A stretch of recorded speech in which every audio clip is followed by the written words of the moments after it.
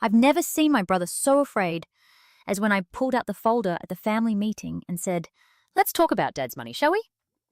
The look on his face was worth every sleepless night I'd spent gathering evidence of his betrayal. He thought he was the smart one, but he forgot one thing. I was always Dad's favourite for a reason. 6 months earlier, I was sitting beside my father's bed in Pine Grove Care Centre, holding his wrinkled hand while he slept. The afternoon sun cast long shadows across the linoleum floor, and the distant beeping of medical equipment provided a steady rhythm to my thoughts. At 78, Dad had suffered a severe stroke that left him unable to speak clearly and confined to this facility. I visited him 3 times a week without fail, bringing his favourite books and photos of his grandchildren. The door opened with a whoosh, and my brother Mark strode in. Something about his entrance felt off, too confident, too loud for a hospital room. His smile was stretched too wide across his face as he placed a hand on my shoulder, squeezing just a bit too hard. "How's our old man doing today?" he asked, voice booming in the quiet room. Dad stirred but didn't wake up. I flinched at his volume. "He's resting.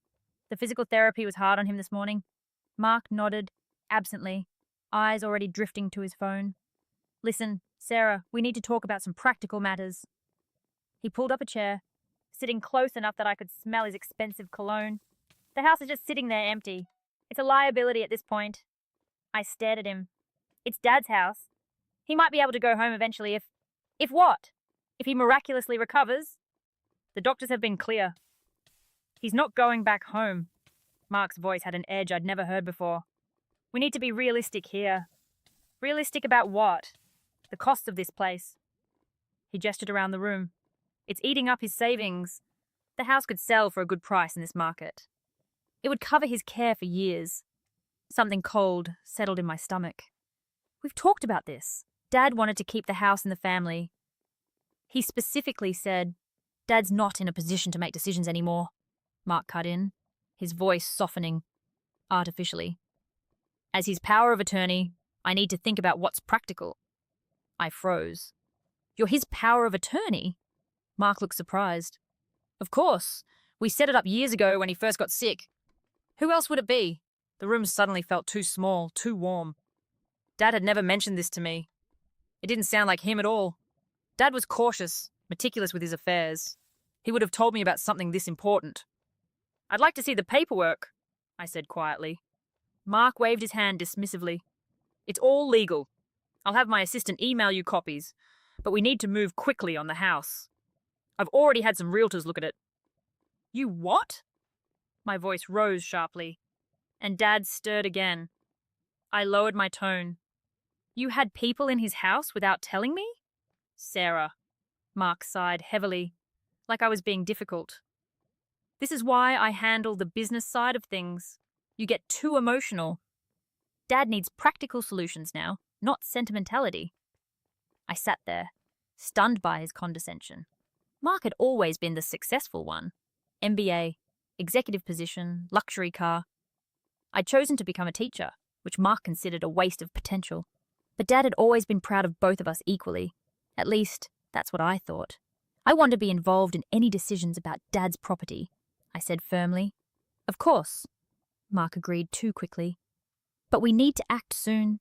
I'll keep you updated." He left shortly after, claiming an important business call. As the door closed behind him, Dad's eyes fluttered open. He looked at me with such clarity that for a moment I thought he might speak normally. "Mark?" he asked, his voice slurred but understandable. "He just left, Dad." He frowned, trying to form words. "Papers," he finally managed. "My desk." I leaned closer. "What papers, Dad?" "Home," he said, frustration evident as he struggled with speech. "Look.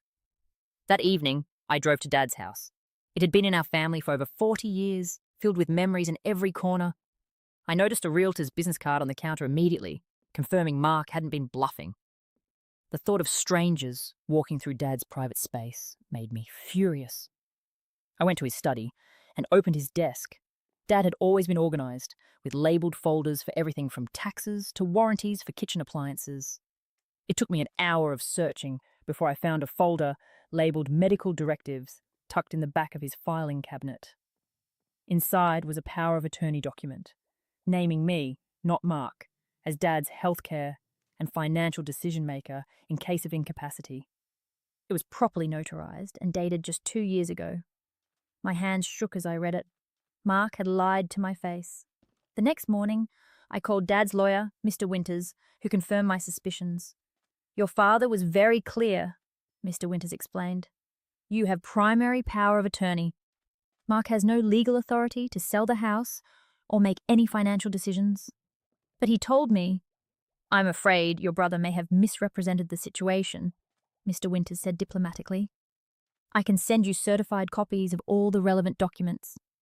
Armed with this knowledge, I decided not to confront Mark immediately. Something told me to dig deeper first.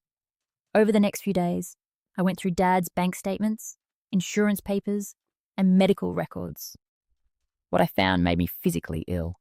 Mark had been writing checks from Dad's account for months. Not for Dad's care, but for personal expenses. A down payment on a boat, private school tuition for his kids, even a vacation to Bali. Over $70,000 gone in less than 6 months. Worse, I discovered that Pine Grove wasn't Dad's first choice for care. He'd been enrolled in a premium rehabilitation centre with better therapy options, but Mark had moved him to this less expensive facility and pocketed the difference in fees. I sat in Dad's empty living room, surrounded by papers documenting my brother's betrayal, and felt something harden inside me. Mark had always treated me like the naive little sister, too sentimental and impractical to understand how the world works. Now I understood exactly how Mark's world worked. I called Pine Grove and asked to speak with Dad's care coordinator, a kind woman named Nurse Jenkins, who had always taken extra time with him. "I'm concerned about my father's care plan," I told her. "I've just discovered I'm his legal power of attorney, and I'd like a complete review of his treatment." There was a pause on the line. "Ms. Wilson, we've been working with your brother on all care decisions." "I understand, but there's been a misunderstanding. I'd like to see all records of who authorized what changes to my father's care, please." The next day, I met with the facility director and Nurse Jenkins. They provided a complete record of Mark's instructions, including his order to discontinue certain therapies that weren't showing results, therapies that Dad's original doctor had specifically recommended. "We can reinstate these immediately," the director assured me, after I presented my power of attorney documentation. "Your father showed promising response before they were discontinued." I left with a thick folder of evidence, care directives signed by Mark, financial records, and a new care plan approved by me. But I still didn't confront my brother. Not yet. Instead, I visited Dad's bank. The manager was appropriately horrified when I showed him the power of attorney and requested a freeze on all withdrawals, not specifically for Dad's care. I then visited the realtor Mark had contacted and politely informed her that the house was not for sale and never had been. "Your brother said he had full authority," she explained, looking uncomfortable. "He lied," I replied simply, handing her a copy of my documentation. "And I'd appreciate copies of any paperwork he signed or agreements he made regarding my father's property." For 3 weeks, I methodically built my case, documenting every unauthorized transaction, every lie, every manipulation. I arranged for Dad to be evaluated for the premium rehabilitation program again. The new doctor was optimistic about potential improvements with the right therapy. All this time, Mark called occasionally, always with vague updates about making progress on the house situation and asking if I'd come to terms with the reality of Dad's condition. Each time, I responded non-committally, letting him believe I was still the pushover sister he could manipulate. Then came the text that confirmed everything. "Good news, house is sold, pending final paperwork, got $50K over asking. We'll set aside some for Dad's care. We can discuss splitting the rest, signing next Tuesday at First National, 2 p.m. He hadn't even asked me, hadn't even pretended to consult me. In his mind, Dad's house was already his asset to dispose of. I replied with a simple, "Okay, I'll be there," and made my final preparations. The day of the bank meeting arrived. I dressed carefully in a conservative navy suit, not my usual teacher wardrobe, and arrived early with my folder of documents. I asked the bank manager to have security available, just in case. Then I waited in the conference room. Mark arrived with a middle-aged couple, the buyers, presumably, and a realtor. He faltered slightly when he saw me already seated at the head of the table, but quickly recovered. "Sarah, glad you could make it." He introduced me to the couple as my sentimental sister, who's finally seeing reason. The condescension in his voice made my skin crawl. "Where's your lawyer?" I asked innocently. Mark laughed. "We don't need lawyers for this. It's a straightforward sale." "Interesting," I smiled and said nothing more as everyone took their seats. The bank representative came in with the paperwork, and Mark immediately reached for a pen. "Let's get this done." "Actually," I said, opening my folder, "there's been a misunderstanding." I looked at the confused couple. "I'm sorry you've been brought here under false pretenses, but this house is not for sale." Mark's face flushed. "Sarah, we discussed this. Don't make a scene." I ignored him and slid the power of attorney document across the table to the bank representative. "I am Robert Wilson's legal power of attorney, not my brother. He has no authority to sell this property." The representative examined the document, then looked uncomfortably at Mark. "Mr. Wilson, this appears to be in order. Your sister has legal authority." "That's ridiculous," Mark sputtered. "Dad made me his POA years ago." "Do you have documentation of that?" I asked calmly. His face reddened further. "It's at my office. This is just a misunderstanding." "No misunderstanding," I said, pulling out more papers. "Here's confirmation from Dad's lawyer that I am his only designated power of attorney. And here," I continued, placing another document down, "is a statement from First National Bank freezing Dad's accounts due to unauthorized withdrawals." The potential buyers shifted uncomfortably. The realtor stared at her hands. "What are you talking about?" Mark's voice rose. "I've been managing Dad's finances to pay for his care." "Really? Is that what you call it?" I slid forward bank statements with highlighted transactions. "A down payment on a boat is for Dad's care?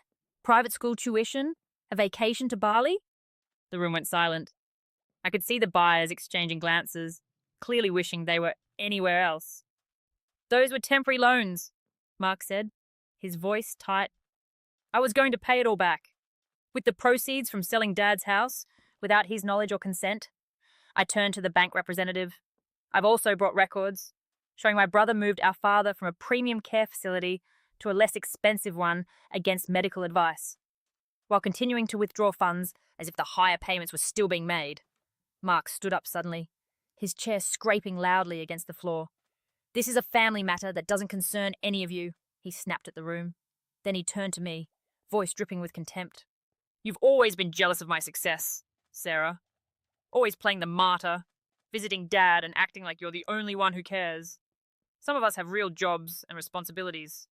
I remained seated, looking up at him calmly. "Like the responsibility of stealing from our father."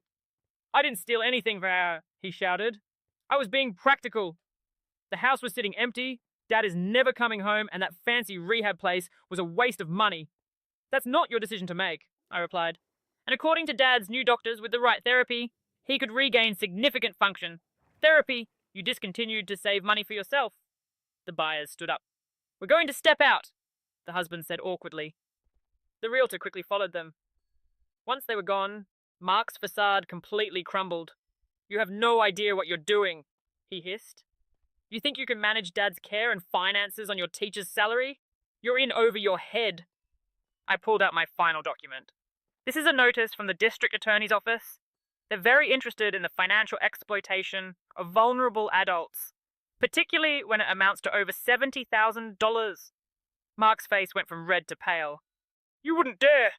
I'm your brother, and he's our father," I said quietly.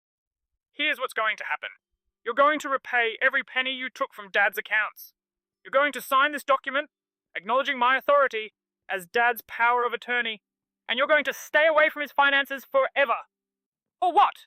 You'll have me arrested? Destroy the family? You did that when you decided Dad's life savings was your personal ATM." I stood up finally, gathering my documents. "You have 48 hours to transfer the money back. After that, this goes to the DA." I walked out, leaving him standing there. My hands were shaking, but not from fear. from a strange sense of power I'd never felt before. For years, Mark had treated me like I was naive and incompetent. He never imagined I could outmaneuver him. The next day, I received notification that $72,435 had been transferred into Dad's account. The day after that, Mark's lawyer delivered signed documents acknowledging my authority and relinquishing any claims to Dad's property. I used Dad's restored funds to move him back to the premium rehabilitation center. Within 3 months, his speech improved dramatically. He could form complete sentences again, even if they came slowly. During one visit, as I was reading to him from his favorite mystery novel, he reached for my hand. "You found the papers," he said, the words careful but clear. "Yes, Dad." "Mark?" I hesitated, not wanting to upset him. "Mark won't be handling your finances anymore." Dad nodded slowly. I knew something wrong. Couldn't say. He squeezed my hand. "Smart girl. Always were." Tears pricked my eyes. "I wish you'd told me about the power of attorney before. Didn't think. Needed yet." He looked frustrated by his limited speech. "Trusted you. To find it."